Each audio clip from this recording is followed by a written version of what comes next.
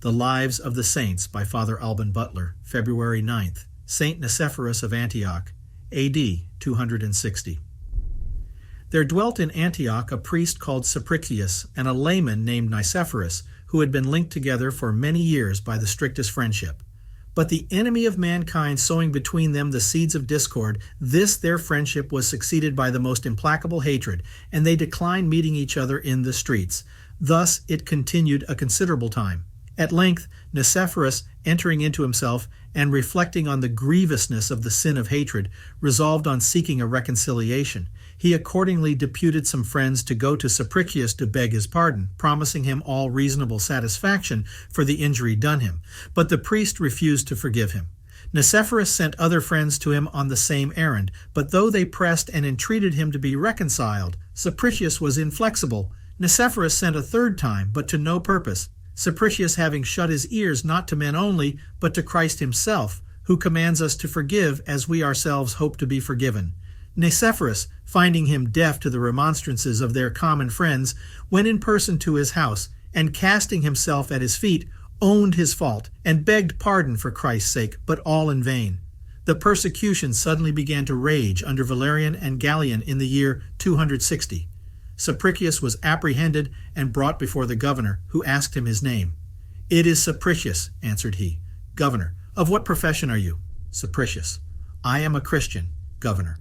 "Are you of the clergy?" Cypricius. "I have the honor to be a priest." He added, "We Christians acknowledge one Lord and Master Jesus Christ, who is God, the only and true God who created heaven and earth. The gods of nations are devils."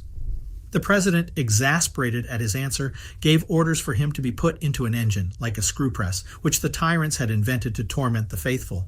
The excessive pain of this torture did not shake Cypricius's constancy, and he said to the judges, "My body is in your power, but my soul you cannot touch. Only my Savior Jesus Christ is master of this."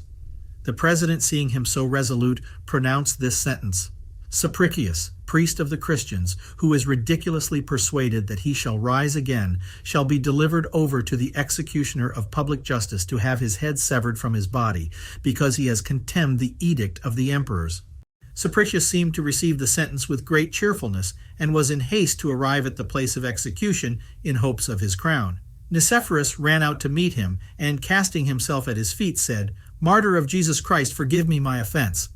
But Cypricius made him no answer. Nicephorus waited for him in another street which he was to pass through, and as soon as he saw him coming up, broke through the crowd, and falling again at his feet, conjured him to pardon the fault he had committed against him through frailty rather than design.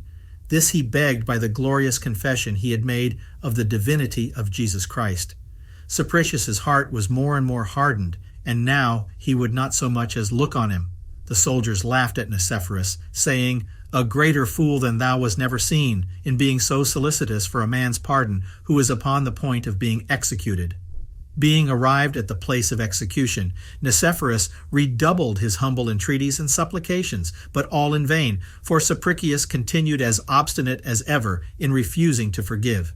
The executioner said to Cypricius, "Kneel down that we may cut off your head." Cypricius said, "Upon what account?" They answered, "Because you will not sacrifice to the gods, nor obey the emperor's orders, for the love of that man that is called Christ." The unfortunate Cypricius cried out, "Stop, my friends, do not put me to death. I will do what you desire. I am ready to sacrifice." Nicephorus, sensibly afflicted at his apostasy, cried aloud to him, "Brother, what are you doing? Renounce not Jesus Christ, our good master. Forfeit not a crown you have already gained by tortures and sufferings." But Cypricius would give no manner of attention to what he said.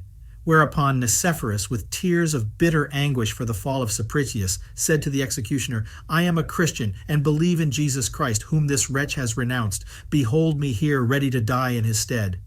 All present were astonished at such an unexpected declaration.